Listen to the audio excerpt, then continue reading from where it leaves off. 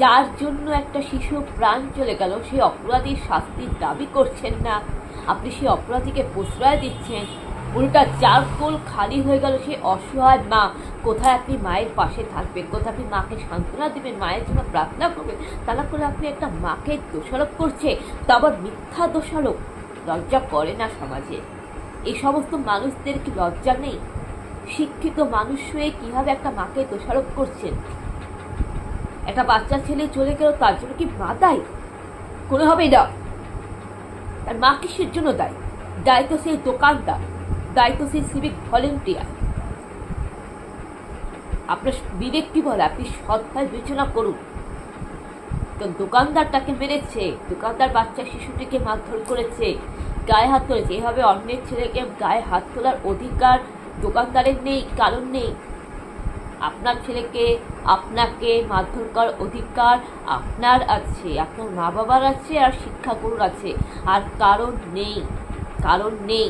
এমনকি একটা বাচ্চা শিশুর গায়ে হাত তোলার কোনো বাইরের লোকের নেই, কোনো দোকানদারের নেই। এটা আইনত অপরাধ। সেই দোকানদার অন্যায় করেছে, কারণ সে অন্যের ছেলের গায়ে হাত তুলেছে। সে দোকানদার ভুল করেছে, কারণ সে পরের ছেলের গায়ে হাত তুলেছে। সে দোকানদার ভুল করেছে, একটা 10 টাকার জন্য সবার সামনে ছেলেটিকে অপমান করেছে। সে দোকানদার ভুল করেছে যে একটা 10 টাকার জন্য একটা বাচ্চা ছেলেটিকে চোর অপবাদ দিয়ে কান ধরে বশ করে সবার সামনে তাকে সম্মান করেছে। সে দোকানদার ভুল করেছে, লোকসভা জড়ো করে সেই ছেলেটিকে দোষারোপ করেছে, মানসিকভাবে নির্যাতন করেছে। সেই দোকানদার ভুল করেছে। ভুল করেছে সিভিক ভলেন্টিয়ার, যার জন্য শিশুটির আত্মসম্মানে লেগেছিল বলে শিশুটি সুইসাইড করেছে। তাই শিশুটির মৃত্যুর জন্য কে দায়ী? দোকানদার দায়ী। আর আপনার উচিত মায়ের পাশে থাকা। একটা মা কত কষ্ট করে সন্তানকে জন্ম দেয়, বড় করে মানুষ করে, এটা আপনার বোঝা উচিত। মায়েদের পাশে থাকা উচিত। আর আপনার এটা ভাবা উচিত যে মা যদি কোনো কারণে বকা দেয়, মায়েরা কিন্তু ভালোর জন্যই বকা দেয়, ভালোর জন্যই বকা দেয়। কিন্তু মাটি যখন এই কথা বলেছে, বাবা কারোর জিনিস না নিয়ে, কাউকে না বলে কোনো জিনিস নেবে না, এটাকে আপনি নর্মাল চোখে দেখুন। আপনার মাও কিন্তু এরকম উপদেশ আপনাকে দিয়েছিল, বা আপনিও কিন্তু দেন, মাথায় রাখবেন। আর শিশুরা হচ্ছে নিষ্পাপ, সরল, সহজ সরল।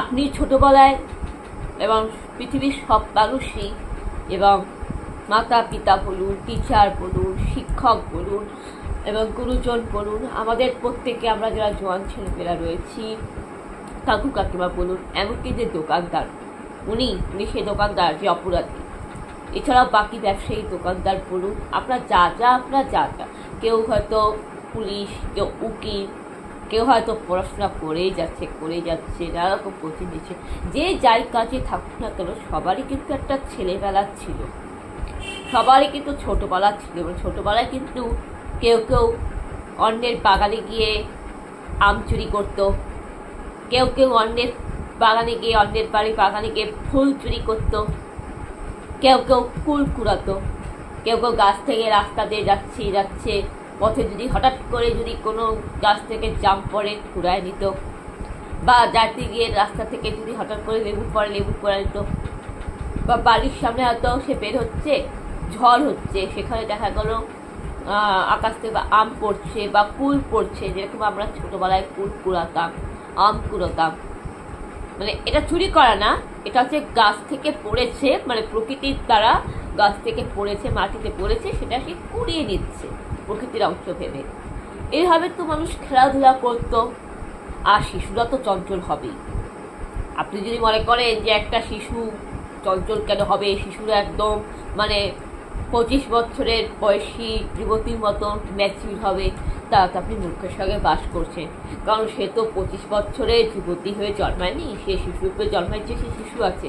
তো শিশুরা তো শিশুদের মতোই আচরণ করবে, আর শিশুরা তো দুরন্তপনা হবে, চঞ্চল হবে, এটাই স্বাভাবিক, আপনাকে এটা মানতে হবে। যে সেরকমই যে যার যে বয়স, তো সেই বয়সই হবে, বয়স্করা বয়স্কদের মতনই হবে, জোয়ানরা জোয়ানদের মতনই হবে। আপনি জোয়ান ছেলে মেয়েকে যদি আপনি বুড়ি বানিয়ে দেন, বুড়িদের মতো হাত পা মনে করতে পারেন, তাহলে কি সেটা হবে না। আর আপনি যদি মনে করেন যে জোয়ানরা বাচ্চা শিশুদের মতো আচরণ করবে, তাহলে এটাও হবে না। মানুষ যে বয়সে থাকবে সেই বয়স অনুযায়ী তার ম্যাচুরিটি সেরকমই হবে। অর্থাৎ কারোর বয়স যদি 8 বছর হয়, তার দৈহিক বয়স যদি 8 বছর হয়, তার মানসিক বয়স 8 বছর হবে। আবার অনেক ক্ষেত্রে দেখা যায় কারোর বয়স 8 বছর কিন্তু প্রাকৃতিক বয়স হচ্ছে 20 বছরের মতো হয়, এরকম হয়। কিন্তু তবুও বাচ্চাদের আচরণ তো বাচ্চাদের মতনই থাকবে। আপনিও ছোটবেলায় আকাশ থেকে টপ করে পড়েননি। আপনিও ছোটবেলায় যখন জন্মেছেন তখন আপনি শিশুরূপেই জন্মেছেন, আপনিও এটুকু ছিলেন, আমরাও এটুকু ছিলাম, বাচ্চা শিশুরূপে জন্মেছি এবং সকলেই জন্মেছে। মায়েদেরও মা বাবা আছে, মায়েরাও দাদু দিদা ঠাকুমা দাদুর গর্ভের সন্তান ছিল, মায়েদেরও মা বাবা ছিল, তারাও শিশুরূপে পৃথিবীতে এসেছিল। মায়েদেরও মা বাবা আছে, তাই আমাদের দাদু দিদা ঠাকুমা দাদু ছিল, আছে, দাদু আছে, ঠাকুমা আছে। তো সবারই তো একটা ছোটবেলা কেটেছে, আর সবাই তো ছোটবেলায় দুরন্ত ছিলেন কিনা। আপনিও দুরন্ত ছিলেন, ছোটবেলায় চঞ্চল ছিল, আমাদেরও ছোটবেলার ছেলেবেলার মনটা চঞ্চল ছিল। সকলেরই ছোটবেলার মনটা চঞ্চল থাকে।